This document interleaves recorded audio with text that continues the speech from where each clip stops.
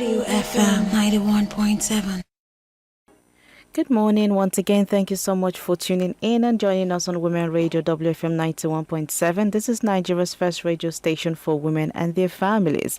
All right, this is the program SME Mart. You're welcome once again to the program SME Mart. My name is Rose Yusuf Kaiser and this is about 2 minutes after 11. Now, SME Mart is sponsored by Eleganza Industrial City. SME Mart is your radio business hub where we explore business ventures in Nigeria.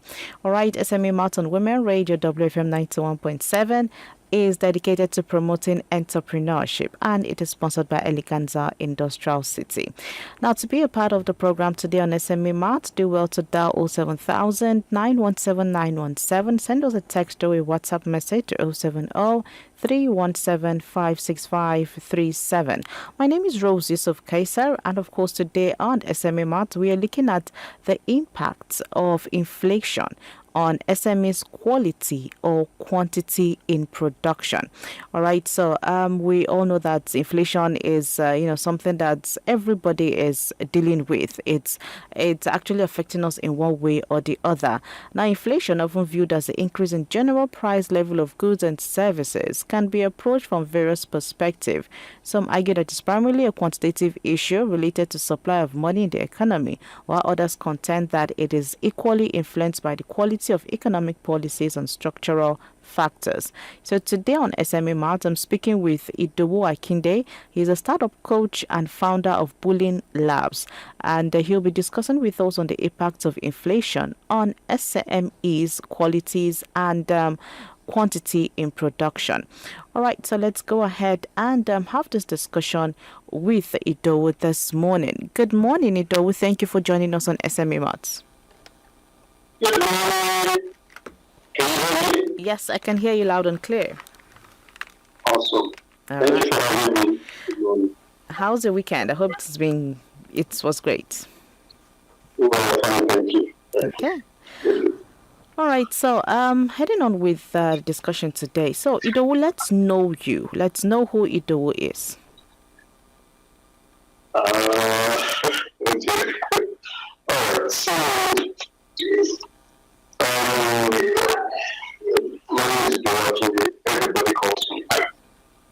Everybody calls you. I. Okay. So feel free to call me I. If I may start with what I do, I kind of have two versions. So when you ask me, what do you do? I have two versions. Okay. I have a serious version and I have a funny version. Which one do you want to hear first? The funny version. All right, let's start with the funny version then. Okay. The funny version says, I help startup founders clear the cobwebs in their heads. Oh, wow. Okay.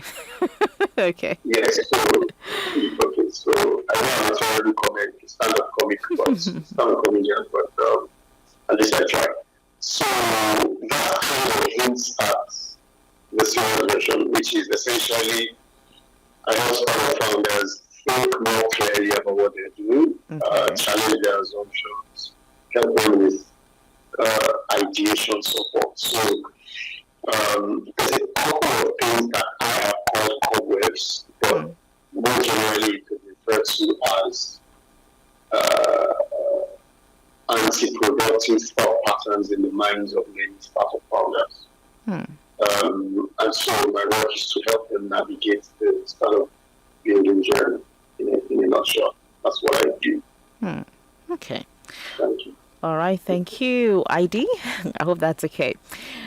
All right. So let's head on now to, topic of discuss today. So if you were to describe inflation, what would you say inflation is and how does this impact consumer buying behavior, in terms of how quality, comes to play?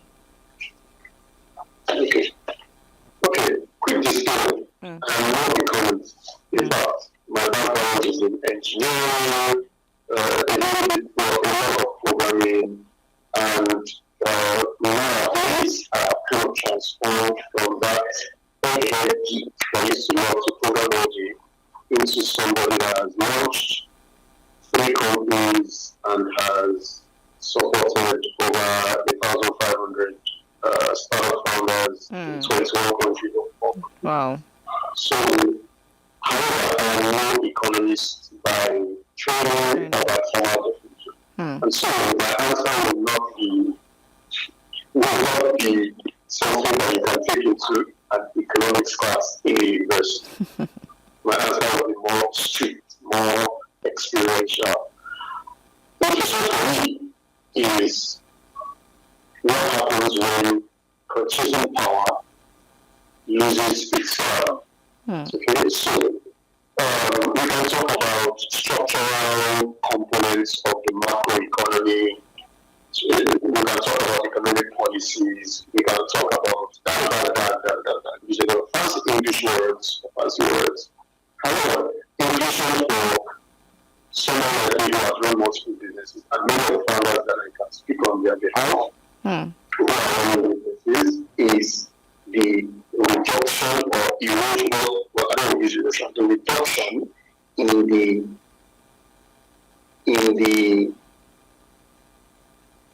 the purchasing power of a unit of currency. Okay. Inflation is, if, for instance, in January of this year, I could buy 1 liter of petrol for my car or for my car to power business movements or for my generator to power business operations at office. I could buy 1 liter of petrol for 170 naira. But today, I am buying 1 liter of petrol at 570 naira. Again, I'm not an economist, so I will not come at it from the theoretical foundation. I will come at it from the symptoms that are touching myself as a business owner and many other business owners. For me, and for the many people that I can speak on their behalf, inflation is that thing that has happened to the 10,000 naira budget we had for petrol, for instance, which probably could buy maybe 7 million. I can't do that right now, but let's say that I have a weekly budget for petrol, right? For say the generator in the office, right?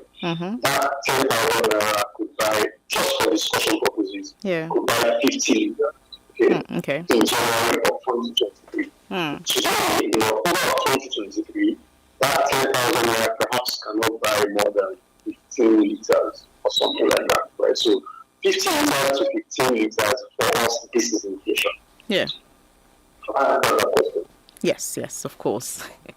Of course, because it's that you've just put it out in plain terms, in simple terms, because what you're able to afford by January with the same amount of money, by the time you're coming to October now, you can't afford that same thing. You're probably buying far less, for that same amount of money. So yes, it totally makes sense. All right, now, are customers more likely to tolerate price increases in exchange for higher quality products during inflationary periods? Do you think that, because at the end of the day, because of this inflation now, you have some people who would rather say, oh, I think I'd rather use the money I have and buy, because when you want to use the money you have to buy quality, then that means you're spending more to buy quality. So that's why you find some people better saying, I beg is what I can afford, I will go and buy. So do you think that at this particular period, customers are more likely to tolerate price increases in exchange for higher quality products? Okay. Thank you for that question. That's a very, very deep question. Okay? Yeah. The reason why I say that is whenever I speak to founders about pricing, the key thing to understand about pricing is that pricing on the surface looks like people are tolerating your price. But in reality, people are really paying you for that physical service or good physical good or service that you are giving them. People pay. You know, there's some research, there's some scientific, psychological research that backs this. When people pay for things that the pain of not paying for that thing is greater than the pain of paying for it. This is the summary after all the English and all the other research on pricing, right? Yeah. So everybody also needs to ask themselves. The real question to ask is not will my customers tolerate this price increase. The real question is the brand experience, the brand promise I have been making to my customers, and they have been enjoying at a certain price point. If I were to increase that price point because I am compelled by economic factors in my environment, can I communicate to them that the reason why I'm increasing this price is because I want to maintain that brand promise? Because it was excuse me.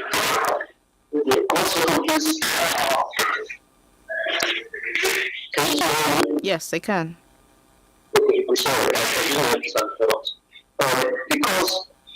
because so the only thing that people are paying for, so this is a restaurant, you just not to be fair, let's use a restaurant as an example.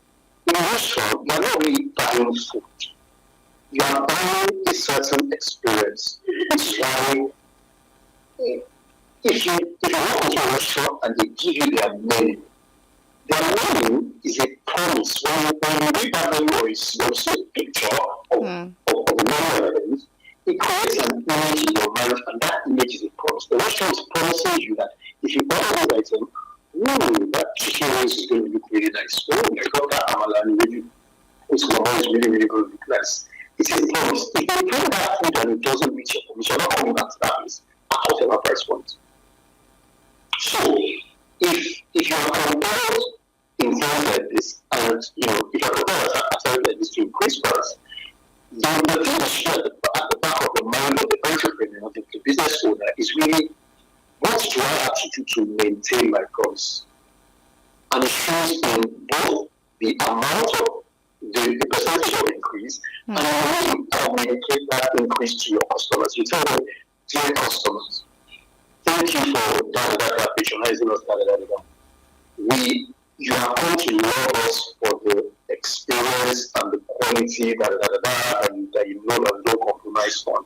Given certain circumstances, you can list the circumstances if you like. We would love to maintain this quality, and so on and so forth. Just in the way, structure that.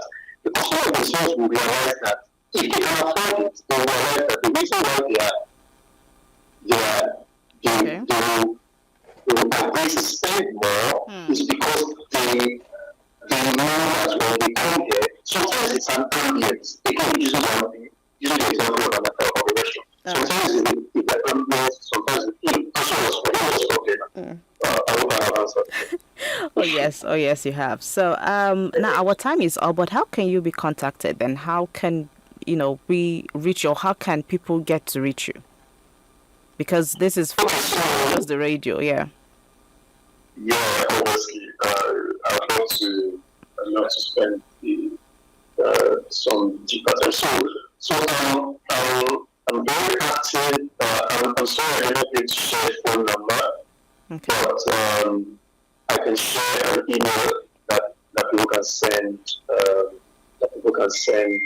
inquiries to. Okay. That's info@bouillonlabs.io. Okay. Other than that, I'm very active on LinkedIn because it's the real business social network. And I'm even working there on LinkedIn. Okay. And I'm also on Twitter, now X, Instagram, and Facebook. But if you go to LinkedIn, you definitely reach me. All right. So you say it's info at Bullying? Bouillon Labs. So Okay. it's pronounced Bullion. Bullion. All right. Labs. Bullion Labs. All right. Thank you so much, Ido. Thank you so much for being a part of our program today. Thank you for having me. All right. So do have a great day ahead and enjoy the rest of the week. Thank you so much. All right. Thank you. So there you have it on SME Mart, sponsored by Eleganza Industrial City. Now, to showcase your goods, products, and services, send us an email at info@wfm917.com. Many thanks to you for being a part of today's edition of SME Mart. Join us again on Monday at 11 a.m. to about 11:15. My name is Rose Yusuf Kaiser. Do stay tuned to Women Radio WFM 91.7. Good morning. WFM 91.7.